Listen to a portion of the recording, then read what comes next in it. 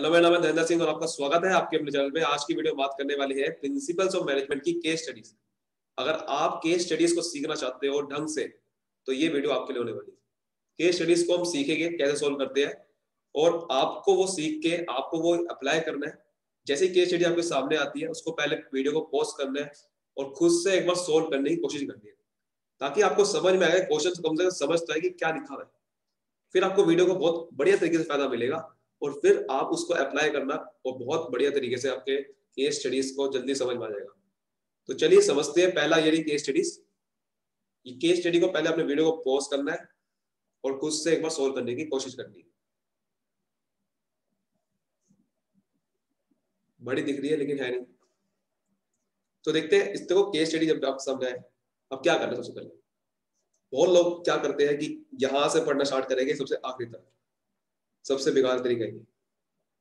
बिल्कुल भी ऐसा नहीं करना है आपने कि केस स्टडी को स्टार्टिंग से पढ़ना स्टार्ट कर देना है।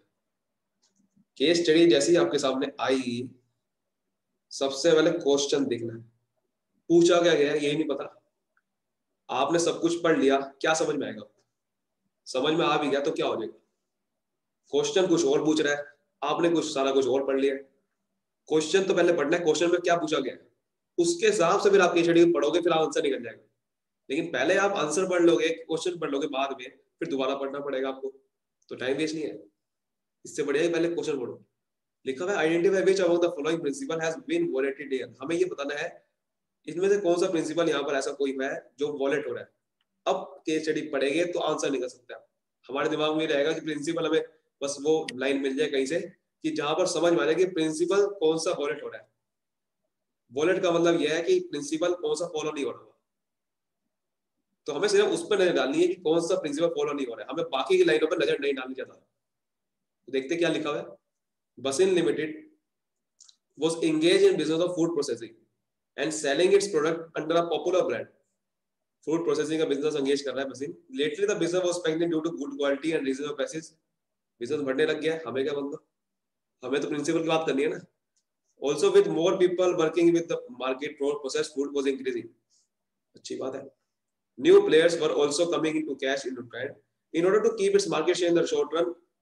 The company directive was to work over time. Company ने कहा कि आप भाई हमारा जो बिजनेस बढ़ रहा है तो आप ओवर टाइम करो। लेकिन कह रहे कि इसकी वजह से बहुत प्रॉब्लम आ गई है, क्योंकि वर्क का प्रेशर ज्यादा बढ़ गया है कि जिसकी वजह से प्रॉब्लम क्रिएट हो चुकी है। वर्कर की एफिशिएंसी डिक्लाइन हो जा रही है। द डिविजन्स, लिखो ये बहुत इंपॉर्टेंट लाइन है, the sometimes the subordinate had to work for more than one superior at a time.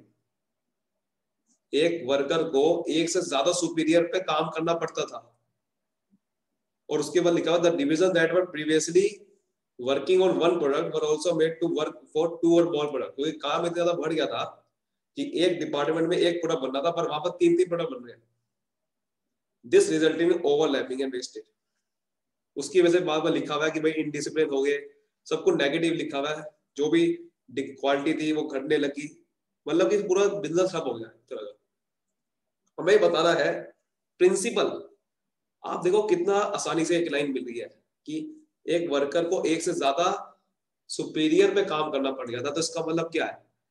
कौन सा ऐसा प्रिंसिपल है जिसमें बात की जाती है कि एक बंदे को, एक एम्प्लॉय पे एक ही बॉस होना चाहिए? कौन सा प्रिंसिपल है? Unity of command. तो यहाँ पर यूनिटी ऑफ कमांड को वॉलेट किया रहा है, ये पकड़नी होती लाइन।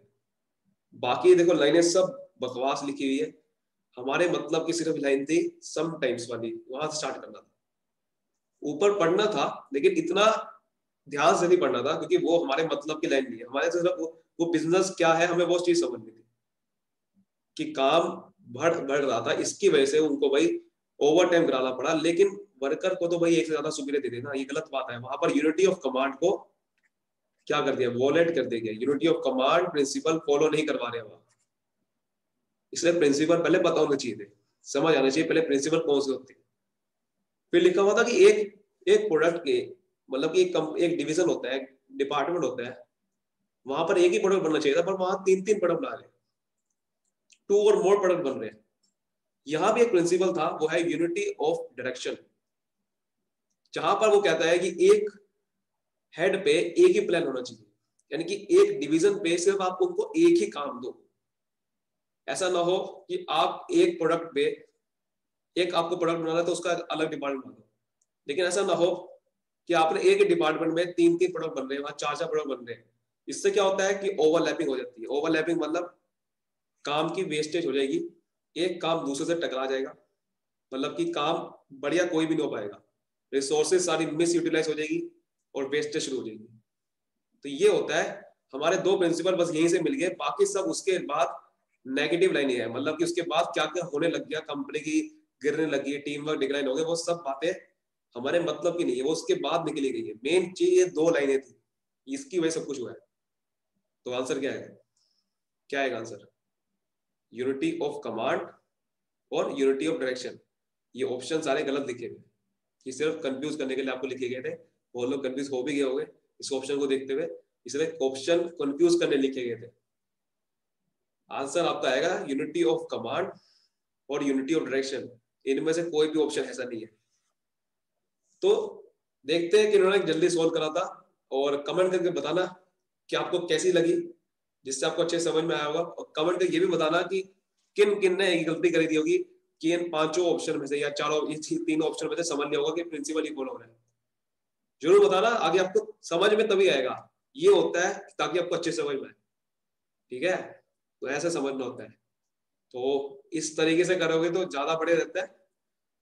तो ऐसे करना है आपके, ताकि आपको बहुत बढ़िया तरीके से समझ में आए और उसकी वजह से आप अच्छे तरीके से परफॉर्म कर सकते हो। बात ये है कि देखो, जो बाद में लिखा हुआ था ना, ये कि स्पिरिट और टीम वर्क खराब होगी, इनिशिएटिव डिक्लाइन हो गया, वो प्रिंसिपल फॉलो नहीं हो रहे। वो प्रिंसिपल मतलब कि वो क्या है, एक प्रिंसिपल फॉलो नहीं हो, उसकी वजह से जो कॉन्सिक्वेंसेस हो गए, उसकी वजह से तो बाकी प्रिंसिपल फॉलो नहीं हो रहे।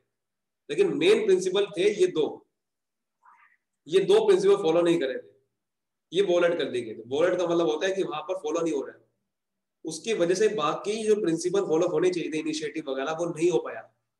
इसलिए वो नहीं लिख देना कि इनिशिएटिव भी नहीं हो रहा है, स्पिरिट और टीम वर्क भी नहीं हो रहा है, नहीं, वो तो डिक्लाइन हो गया, नाम थोड़ी बताएगा।